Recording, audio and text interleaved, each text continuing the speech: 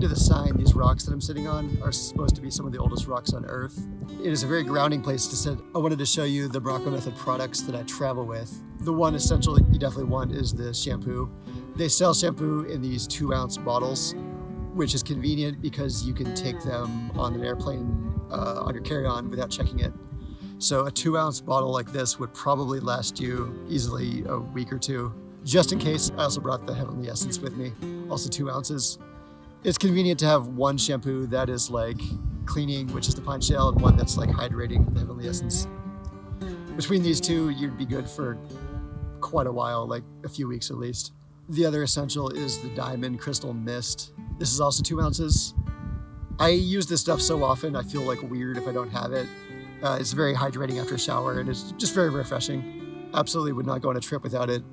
Between that and the shampoos, that's pretty much what you would need.